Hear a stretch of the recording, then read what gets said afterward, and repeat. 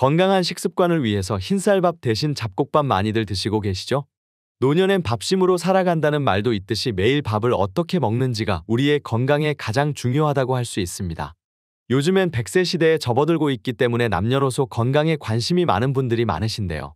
그래서 주변에 보면 삼시세끼 챙겨 먹는 밥을 더 건강하게 먹기 위해 잡곡밥을 지어 먹는 분들이 유난히 많아졌습니다. 그런데 건강을 위해 챙겨 먹고 있던 잡곡밥이 오히려 독이 될 수 있다는 것을 알고 계셨나요? 오늘은 잘 알려지지 않은 잡곡밥의 진실과 건강하게 섭취하는 방법에 대해 알아보겠습니다. 알아보기 앞서서 건강 공부에 큰 힘이 되는 구독과 좋아요 부탁드리겠습니다. 요즘 텔레비전이나 유튜브를 통해서 흰쌀밥이 건강에 안 좋다는 말 많이 들어보셨죠? 그래서 많은 분들이 밥에 이것저것 많이 섞어서 드시고 계실 텐데요. 실제로 잡곡밥이 흰쌀밥보다 영양소가 풍부한 것은 사실입니다. 잡곡밥에는 흰쌀밥보다 더 많은 단백질, 섬유질, 무기질, 비타민 등이 포함되어 있습니다. 따라서 여러 가지 곡물을 섞어 만든 잡곡밥을 먹으면 영양소의 다양성을 높일 수 있습니다. 또 요즘 많은 분들이 당뇨로 고민이 많으실 텐데요.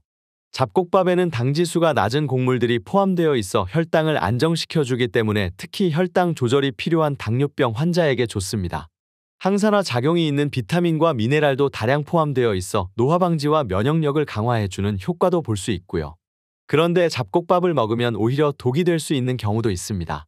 어떤 경우인지 바로 알아보도록 하겠습니다. 잡곡밥을 먹으면 독이 되는 경우 첫 번째는 소화 기능이 약한 경우입니다. 소화 기능이 약하신 분들은 잡곡밥을 과도하게 섭취할 경우 오히려 독이 될 수 있는데요. 원인은 잡곡밥 속의 식이섬유입니다. 식이섬유는 몸에 좋다고 알고 계셨을 텐데 도대체 뭐가 문제가 되는 걸까요? 잡곡 100g당 식이섬유는 평균 5에서 8g가량 들어있는데요. 만약 잡곡으로만 밥을 지어 먹는다고 하면 한 끼에 15에서 20g 정도의 식이섬유를 섭취하게 됩니다. 한국영양학회에 따르면 하루 식이섬유 섭취 권장량은 성인 남성의 경우 25g, 성인 여성은 20g, 아이는 이보다 적은 15에서 20g입니다. 즉 삼시세끼 모두 잡곡밥을 챙겨 먹을 경우 권장 식이섬유량을 초과하게 됩니다. 건강에 좋은데 많이 먹으면 좋은 거 아니냐고 생각하실 분들이 많으실 텐데요. 몸에 좋은 식이섬유도 지나치게 섭취하면 독이 됩니다. 식이섬유의 많은 효능 중 하나가 대장 내에 유해물질을 흡착시켜서 같이 배출되는 것인데요. 많이 섭취하게 되면 몸에 좋은 비타민이나 무기질까지도 흡착시켜서 배출하게 됩니다. 또한 식이섬유는 소화가 되지 않는 성분이기 때문에 소화 기능이 약한 노년층 분들이나 어린이들에게는 소화불량, 복통, 복부 팽만감 등을 유발할 수 있습니다. 특히 6세 미만의 어린이의 경우 잡곡밥을 먹으면 소화가 더뎌지고 포만감만 많이 주게 되는데요. 이로 인해서 영양 섭취가 줄어들 수 있으니까 소화가 잘 되는 흰쌀밥을 먹는 것이 더욱 좋습니다. 평소에 소화가 잘 안 되시거나 위장장애를 앓고 계신 분들도 마찬가지입니다.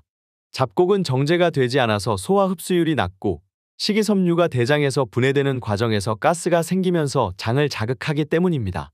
그렇기 때문에 소화 기능이 약하신 분들은 잡곡밥을 과도하게 섭취하시면 절대 안 됩니다. 잡곡밥을 먹으면 독이 되는 경우 두 번째는 신장이 약한 경우입니다. 통계에 따르면 우리나라 성인 30세 이상의 4.1%가 만성 신장병을 앓고 있고 특히 65세 이상 노년층들은 16.5% 이상이 신장병을 가지고 있다고 하는데요. 신장병의 경우 특별한 증상이 없어서 병이 악화될 때까지 모르는 경우가 많기 때문에 통계보다 더 많은 분들이 신장병을 앓고 계시다고 할 수 있습니다. 그러면 신장에 문제가 생겼다는 신호를 어떻게 알 수 있을까요? 평소에 만성 피로를 앓고 계시거나 피부 가려움, 식욕 부진, 부종, 잦은 소변, 소변량이 지나치게 많거나 적을 경우, 소변에 거품이 생기는 증상, 옆구리 통증 등의 증상들은 신장에 문제가 생겼다는 신호라고 합니다. 이러한 증상들이 있다면 지금 나도 모르게 신장병을 앓고 있을 수도 있다는 거죠. 그렇다면 왜 신장병 환자분들에게 잡곡밥이 독이 된다는 것일까요? 왜냐하면 신장 기능에 문제가 생긴 분들은 칼륨과 인이 든 식품을 많이 섭취하면 안 되기 때문입니다. 우리 몸은 체내에서 사용하고 남은 칼륨과 인을 소변으로 배출하는데 신장 기능이 떨어져 있으면 칼륨과 인을 원활하게 배출하지 못합니다. 혈액에 칼륨과 인이 배출되지 못하고 그대로 있으면 고칼륨증으로 부정맥이나 심장마비까지 일으킬 수 있습니다. 그렇기 때문에 신장 질환이 있다면 칼륨이 많이 들어있는 현미나 잡곡을 먹지 말라는 거죠. 그러면 당뇨가 있는 신장병 환자는 어찌해야 할까요? 그럴 땐 전문가와 상의해서 잡곡밥을 먹어야 할지 백미밥을 먹어야 할지 병세와 칼륨 수치에 따라 결정해야 됩니다. 오늘 소변 보실 때 유난히 거품이 많이 나는지 한번 살펴보시길 바랍니다. 만약 뭔가 이상하다 싶으시면 간단한 소변 검사를 통해 신장병을 확인할 수 있으니 가까운 병원에서 꼭 검진을 받아보시고 의사와 상담 후에 잡곡밥의 섭취 여부를 판단하시는 것을 추천드립니다. 잡곡밥을 먹으면 독이 되는 경우 세 번째는 요산 수치가 높은 경우입니다. 요산 수치라는 말 많이 들어보셨죠? 그런데 주변에 보면 요산 수치가 어떤 것이고 왜 높아지는지 모르는 분들이 많으십니다. 먼저 요산에 대해 간단히 알아보겠습니다. 요산은 퓨린이라는 물질이 인체에서 대사되고 남은 산물인데요. 요산이 제대로 걸러지지 못하거나 정상보다 과도한 양이 생성되면 문제가 발생합니다. 체내에서 분해가 되지 않아 미세결정들이 관절 주변이나 연부 조직에 붙으면 통증을 유발하게 됩니다. 흔히들 알고 계시는 통풍이 바로 이것입니다. 그런데 잡곡밥이랑 무슨 관련이 있을까요? 관련이 있는 이유는 바로 흰쌀밥보다 잡곡밥에 퓨린이 훨씬 많이 함유되어 있기 때문입니다. 그렇기 때문에 통풍 가족력이 있거나 이미 앓고 계신 분들은 절대로 잡곡밥을 많이 섭취하시면 안 됩니다. 이 밖에도 맥주, 곱창, 대창 등의 내장류, 해산물, 육류 등에도 퓨린이 많이 함유되어 있으니 요산 수치가 높으신 분들은 주의 바랍니다. 그렇다면 잡곡밥을 어떻게 먹어야지 건강하게 먹을 수 있을까요? 전문가들은 백미와 잡곡을 7:3 비율로 섞어서 밥을 지어 먹는 것을 추천한다고 합니다. 또한 소화력이 약해지는 노년층과 6세 미만의 영유아들은 잡곡 비율을 더 낮춰서 백미와 잡곡을 9:1로 섞어서 밥을 지어 먹는 게 좋다고 합니다.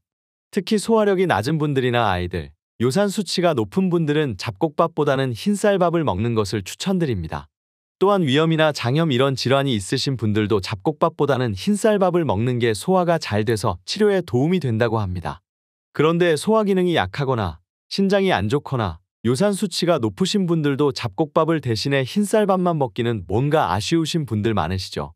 잡곡을 대신해서 간단하게 건강밥을 만드는 방법 바로 알아보겠습니다.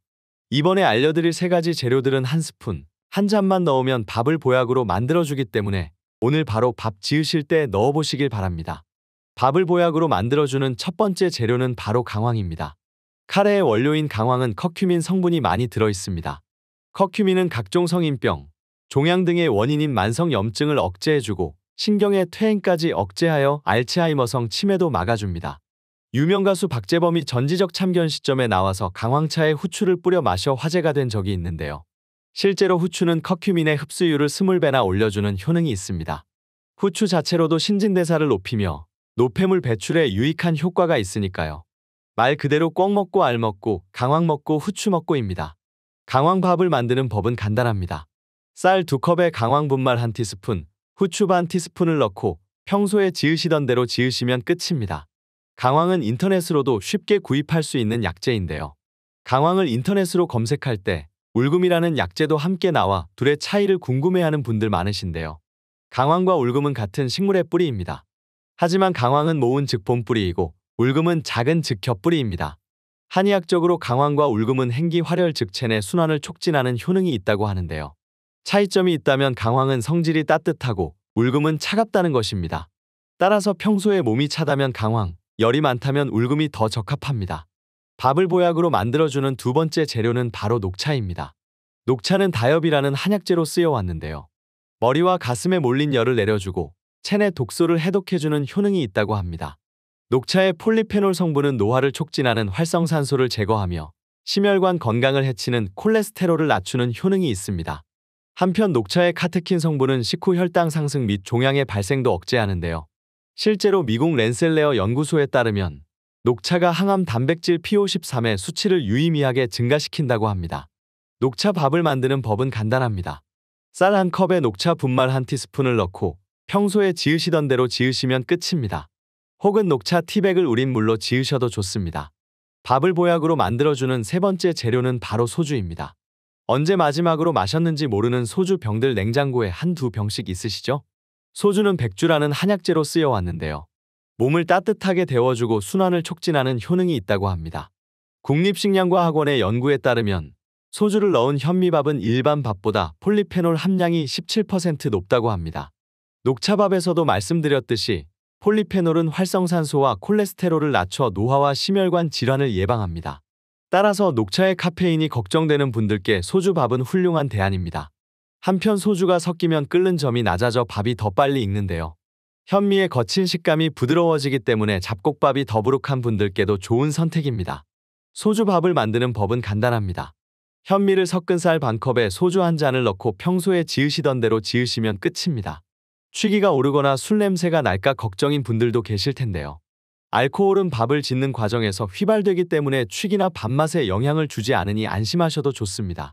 밥에 은행을 넣는 것도 좋은지 궁금해하는 분들도 많으십니다. 은행은 백과라는 한약재로 쓰여왔는데요. 호흡기 진정 및 요실금 억제 효능이 있어 중노년기에 특히 좋은 약재입니다. 하지만 은행은 껍질에도 독성이 있어 완벽하게 벗겨 드셔야 합니다. 은행의 독성은 익혀도 완벽하게 제거되지 않기 때문에 하루에 10개까지만 드시길 권장드립니다. 가로수에 열린 은행을 주워 드시는 분들도 있으신데요. 식품으로서 관리를 거치지 않았고 배기가스 등의 각종 오염에도 취약하니 삼가시길 바랍니다. 껍질을 깐 은행을 구입하여 안전하게 드시기를 추천드립니다. 오늘은 잡곡밥의 진실과 건강하게 먹는 방법 그리고 간단하게 영양밥을 만드는 방법에 대해 알아보았는데요. 도움이 되셨나요? 건강하다고 무작정 따라먹는 식습관보다는 자신의 몸 상태에 맞게 섭취하는 습관을 들이시는 것을 추천드립니다. 오늘은 아쉽지만 여기까지입니다. 오늘 영상이 도움이 되셨다면 구독과 좋아요 꼭 눌러주시고 올 한 해 건강했으면 하는 소중한 분께 이 영상을 공유해주세요. 저는 더욱 유익한 영상으로 다시 찾아뵙겠습니다. 감사합니다. 건강하세요.